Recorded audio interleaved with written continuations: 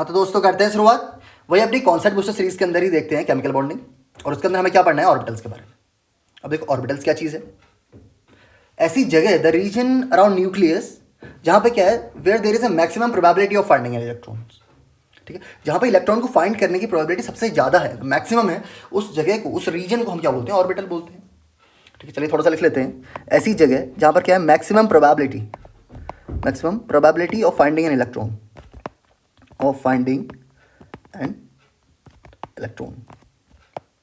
उसे क्या बोला हमने, ऑर्बिटल बोला।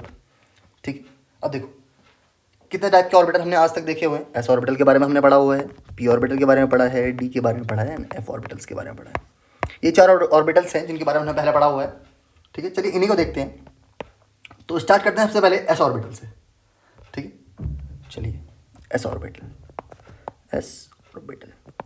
ठीक है, क्या चीज़ है एस ऑर्बिटल, कैसा दिखता है, कैसे इसे रिप्रेजेंट करते हैं। ठीक है, वो सब चीज़ हम अच्छे से देखने वाले हैं आज। देखो एस ऑर्बिटल मतलब क्या था हमारे पास, सबसे पहली चीज़ हमने देखी है, स्फेरिकल है। कैसा है, स्फेरिकल है। इसका शेप कैसा है, स्फेरिकल है। तो चलिए स्फेयर बना लेते हैं। ठीक है, ये रहा हमारा एस ऑर्बिटल, स्फेयर है। और इसके बीच में क्या हमारे पास, न्यूक्लियस है। ठीक है, और इसने क्या किया हुआ, इसे बाइंड किया हुआ एकदम ऐसे। ठीक है, ये क्या हो गया हमारे पास, एस ऑर्बिटल है। ठीक है, और इसमें क्या है, ऑर्बिटल मतलब क्या होगा, यहाँ पर ये जो रीजन है इसमें क्या है, मैक्सिमम प्रोबेबिलिटी है किसकी, इलेक्ट्रॉन के फाइंड होने। ठीक है, इसी रीजन में, ये जो रीजन है इसमें हमें क्या मिल सकता है, इलेक्ट्रॉन यही मिल सकता है। चलिए अब देखो यहाँ पर क्या है, अब स्फेयर है तो चार्ज डेंसिटी कैसी होगी, स्फेरिकल चार्ज डेंसिटी होगी। ठीक है, लिख सकते हैं इसके पास क्या होगा, स्फेरिकल चार्ज डेंसिटी। ठीक है, चार्ज डेंसिटी। ठीक, यानी कि इसी स्फेयर के अंदर ही क्या हो सकती है हमारे पास, जो इलेक्ट्रॉन के फाइंड होने की प्रोबेबिलिटी इसी स्फेयर के अंदर है, तो यहाँ पर क्या डेंसिटी कैसी होगी, स्फेरिकल होगी। यानी कि हम कह सकते हैं जो इलेक्ट्रॉन क्लाउड है, इलेक्ट्रॉन क्लाउड वो कैसे होगा, इलेक्ट्रॉन क्लाउड किस में होगा, स्फेरिकल फॉर्म में होगा। ठीक है, किस फॉर्म में होगा, स्फेरिकल होगा। ठीक है, अब देखो अगर हम इसे रिप्रेजेंट करते हैं, ठीक है, बात कर लेते हैं इसके रिप्रेजेंट करने की। देखो इसे रिप्रेजेंट कैसे करेंगे, रिप्रेजेंटेशन, रिप्रेजेंटेशन कैसे होगी इसकी। देखो जैसे हमारे पास क्या एक्सेस है,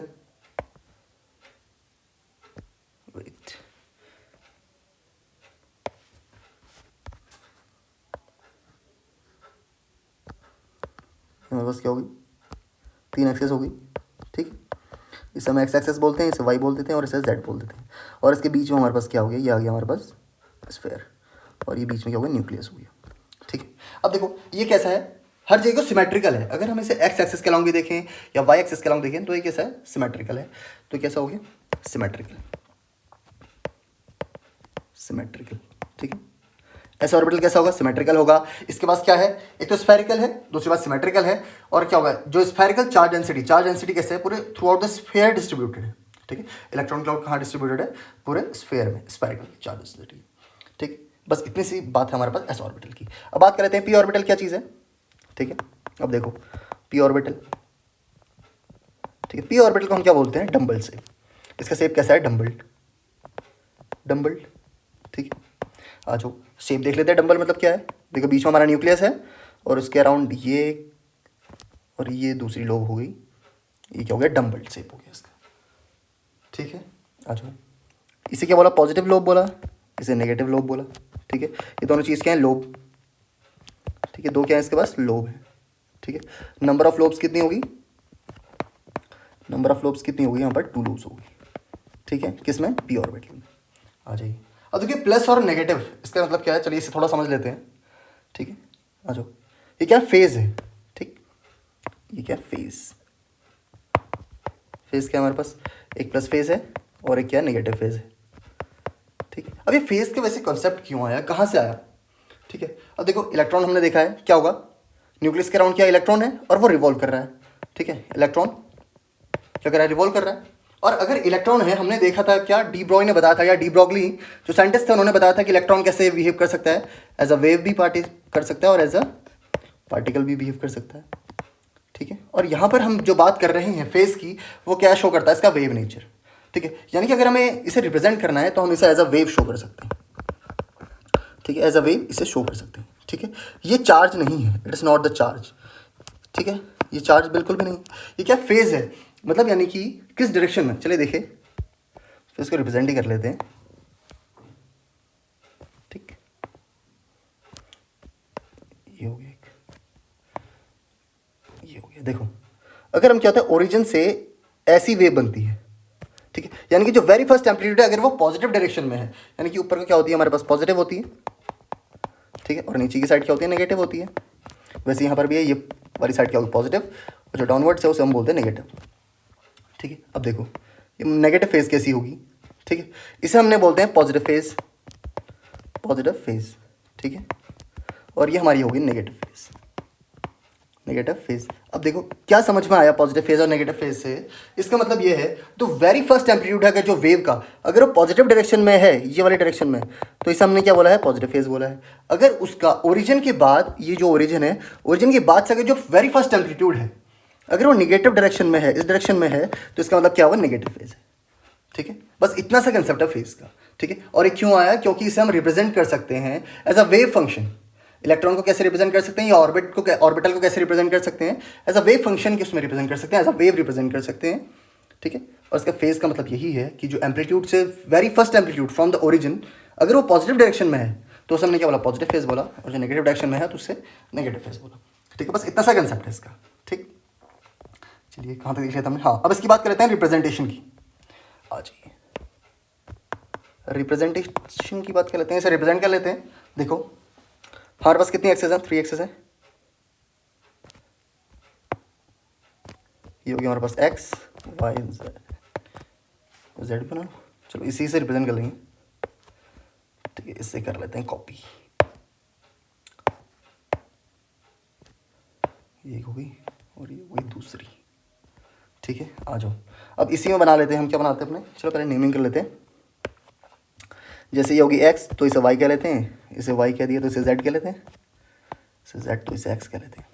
ठीक है, आ जाइए अब उसे रिप्रेजेंट कर लेते हैं। हमारे पास क्या है, ये हमारे पास न्यूक्लियस है सेंटर में, और अगर ये लोब एक्स एक्सिस के अलोंग है, ठीक है, तो ऐसे होगी। कोई भी लोब पॉजिटिव हो सकती है, किसी को भी नेगेटिव कह सकते हैं। जैसे इसे पॉजिटिव कह दिया तो नेगेटिव हो गई। अगर हम क्या कहते हैं, इसे नेगेटिव कहते हैं, इसे नेगेटिव कहते हैं, तो यानी लोब पॉजिटिव हो गई। ठीक है, ये बस इतने का ही है, बस हमने देख लिया फेस की क्या डेफिनेशन है। ठीक, आ जाइए अब देखो अगर हम इसे यहाँ देखते हैं, अगर क्या होगा, वाई एक्सिस के अलोंग हो जाएगी। एक्स एक्सिस के अलोंग है तो इसे क्या बोलते हैं, इसे हमने बोला पी एक्स। ठीक, क्योंकि क्या है, एक्स एक्सिस के अलोंग है। ठीक है, अब देखो अगर हमारे पास क्या है, ये लोब वाई एक्सिस के अलोंग है। ठीक है, हमारे लोब किसके है, ये वाई एक्सिस है ना, वाई एक्सिस के अलोंग अगर लोब है हमारे पास तो इसे हमने क्या बोला, पी वाई। ठीक है, इसकी बिल्कुल बॉटम में होगा पी वाई। ठीक है, ऐसे होगा। और इसमें भी वही चीज़ है, अगर ये वाली लोब पॉजिटिव है तो ये वाली लोब नेगेटिव होगी, अगर ये वाली लोब पॉजिटिव है तो ये नेगेटिव हो जाएगी। ठीक है, आ जाइए अब देखो पी जेड की बात कर लेते हैं। पी जेड कब कहेंगे, ठीक है, जब लोब क्या होगी, जेड एक्सिस के अलोंग होगी। ठीक है, ये देखिए अब इसमें क्या होगा, अगर ये पॉजिटिव है ये नेगेटिव होगी, और अगर ये नेगेटिव है तो ये पॉजिटिव होगी। ठीक है, यानी कि हमारे पास क्या हो गए, 3 वे हो गए रिप्रेजेंट करने के। हाँ जी, तो हम ऑर्बिटल्स कितने हो गए, हमारे पास 3 ऑर्बिटल्स हो गए। देखो 1 2, ठीक है, इसके बोला हमने पी एक्स, ये वाला हो गया पी वाई, और ये हो गया हमारे पास पी जेड। समझ में आया, ये रिप्रेजेंट करने के तरीके से आता है।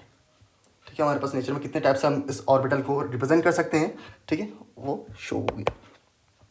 अब देखो इसके बाद हम बात करते हैं डी ऑर्बिटल्स की, और डी ऑर्बिटल तो बहुत ही ज़्यादा मज़ेदार है। ठीक है, डी ऑर्बिटल बहुत सारे कंसेप्ट आएंगे डी ऑर्बिटल से। ठीक है, ये कैसा है, डबल डम्बल, डबल डम्बल,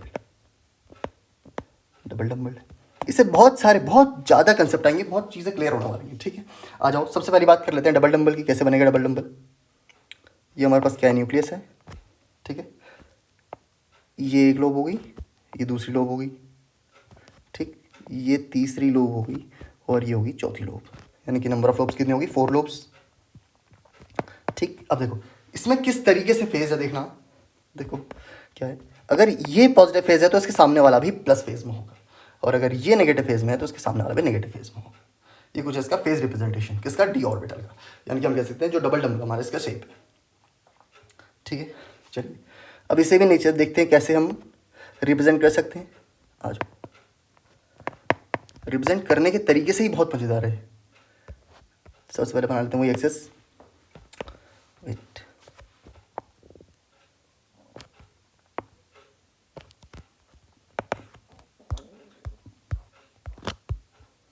एक मिनट,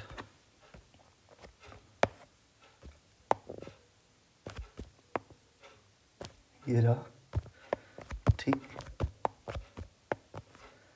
इसे कर लें कॉपी, ये हो गया डुप्लीकेट, ठीक है। और अगर हम इसमें क्या करते हैं, देखो इसमें रिप्रेजेंट कर लेते हैं पहले, ये हमारा न्यूक्लियस हो गया, ठीक है। एक लोब ऐसे हो गई, एक लोब ऐसे हो गई, एक लोब ऐसे हो गई, और एक लोब ऐसे हो गई, ठीक है, 4 लोब हो गई, ठीक है। अब इस पूरे को ही कर लेते हैं कॉपी, ठीक है।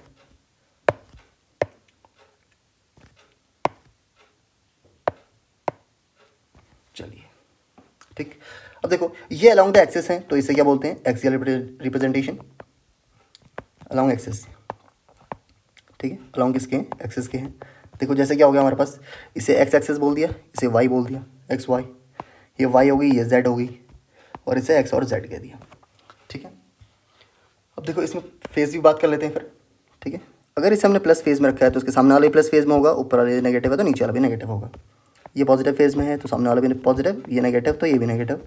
वैसे यहाँ पर भी लिखते हैं ये नेगेटिव, ये नेगेटिव, ये प्लस फेज में, ये भी प्लस फेज में, ठीक है।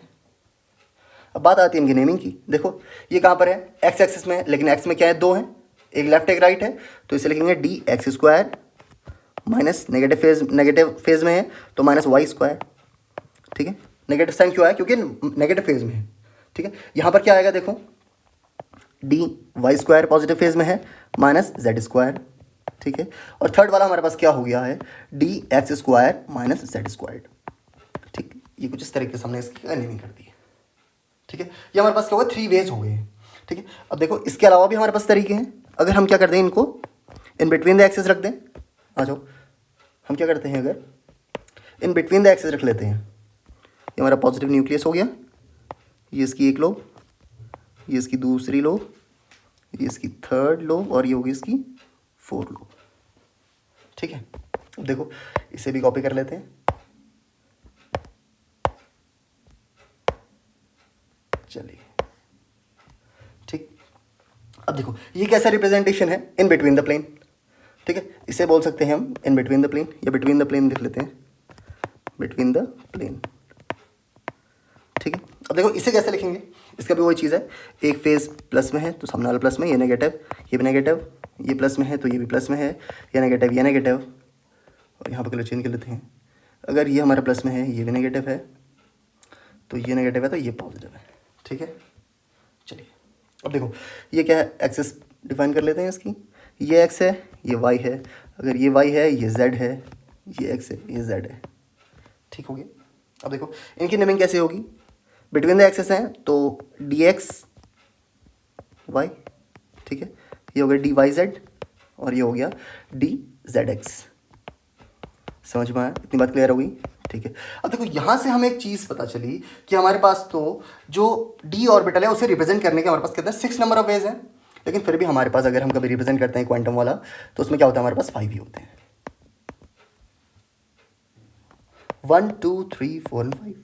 लेकिन यहाँ पर हमारे पास क्या है, वेज तो 6 हो गए ना, हमारे पास कितने 6 वेज हो गए, लेकिन क्वांटम क्या बताता है हमारे पास कि हमारे पास 5 वेज ही है, ठीक है। अब देखो ये 5 कैसे होते हैं, यहीं से आता है कंसेप्ट, बहुत बढ़िया कंसेप्ट है, ठीक है। अब देखो यहाँ पर क्या होगा, एक्सियल मिक्सिंग का कंसेप्ट आता है। चलिए इसे कॉपी कर लेते हैं हम, आ जाइए,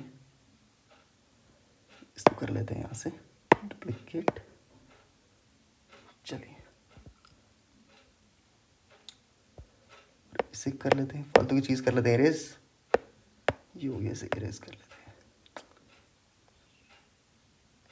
चलिए ये देखिए, अब देखो इसमें क्या करेंगे हम, ये हमारे पास क्या होगा, जेड एक्सेस हो गया, ठीक।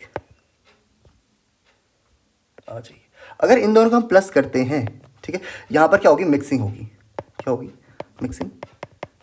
और मिक्सिंग भी कैसे होगी, एक्सियल है, ठीक है, एक्सियल मिक्सिंग, क्योंकि ऐसे ऑर्बिटल्स मिक्स हो रहे हैं जो सेम एक्सेस में है। देखो ये क्या करेंगे, जेड एक्सेस से ओवरलैप कर जाएगा, ठीक है। और ये अगर एक बड़ी लूप फॉर्म कर देगा, ठीक है। जेड एक्सेस क्या होगा, जेड एक्सेस से अगर इंटरेक्ट करेगा तो क्या करेगा, एक बड़ी लूप फॉर्म करेगा। ठीक, आ जाइए, देखो ये लूप बड़ी हो गई, ये बीच में न्यूक्लियस है और फिर एक नीचे बड़ी लूप होगी। ठीक, ये तो हमारा किसका हो गया, जेड एक्सिस का हो गया। ठीक, अब देखो जो x और y, ये वाला y है और ये वाला x है, अब ये दो क्या फॉर्म करते हैं, ये फॉर्म बनाते हैं डिस्क डेंसिटी। मतलब देखो यहाँ पर क्या हो जाएगा, एक लोब ऐसे होगी, ठीक है, ये x वाली होगी और ये y वाली होगी। ठीक है, अब ये दोनों मिलकर क्या बनाएंगे, यहाँ पर एक डिस्क डेंसिटी बना देंगे। ठीक है, क्या फॉर्म करेंगे यहाँ पर, डिस्क डेंसिटी। चलिए, ठीक, यहाँ पर क्या फॉर्म हो जाएगी, इसको अलग कलर से दिखा देता हूँ, ये हो गया और ये कुछ स्टेप से बन जाएगी। और इसका प्लेन क्या होगा, या डिस्क डेंसिटी का प्लेन क्या होगा, ये हो जाएगा हमारे पास एक्स वाई प्लेन, क्योंकि एक्स और वाई से मिलकर बन रही है। ठीक है, ये वाले वाई से और ये एक्स से मिलकर एक डिस्क बन रही है, और इसको क्या बोलेंगे हम, एक्स वाई प्लेन। और ये क्या हो जाएगी, किस में होगी, एक्स वाई प्लेन में, और इसे हम क्या बोलते हैं, डिस्क डेंसिटी। Disc density. ठीक है, अब यहाँ पर अगर हम नंबर ऑफ लोब्स की बात करते हैं, इसके पास नंबर ऑफ लोब्स कितनी होगी, 8 लोब्स होगी, 4 इसकी होगी, 4 इसकी होगी और 4 इसकी होगी। अरे इन दोनों को ऐड करते हैं तो हमारे पास क्या होगी, 8 लोब्स होगी। ठीक है, और इसका नाम क्या है, क्या बोलते हैं इसे, डी जेड स्क्वायर। और ये ऑर्बिटल बहुत ही ज़्यादा, मतलब इतना ज़्यादा इंपॉर्टेंट है, क्या बताऊँ। ठीक है, बहुत ही ज़्यादा इंपॉर्टेंट, डी जेड स्क्वायर, मतलब ये डायरेक्ट ऑर्बिटल भी कहते हैं इसे। मतलब जब हम फिल करते हैं तो यही होता है, अगर हम किसी की बॉन्डिंग कराते हैं या ओवरलैपिंग कराते हैं तो यही रिस्पॉन्सिबल होता है, यही बताता है कि कौन से डायरेक्शन में कौन सबसे पहले ओवरलैप करेगा। ठीक है, ये बहुत इंपॉर्टेंट है, डी जेड स्क्वायर। ठीक है, अब देखो यहाँ से हमें एक चीज़ और क्लियर होगी, ठीक है, कि ऑर्बिटल्स कितने हैं, 5 हैं, और वो क्यों हैं, 1 2 3 एंड 4। ठीक है, ये वाला क्या हो गया, डी एक्स वाई हो गया सबसे पहला, दूसरा डी वाई जेड कह देते हैं, तीसरा हो गया डी जेड एक्स, और सबसे लास्ट वाला हमारे पास हो गया डी जेड स्क्वायर, और उससे पहले वाला इसको लिख सकते हैं हम D X square minus Y square. समझ पाए।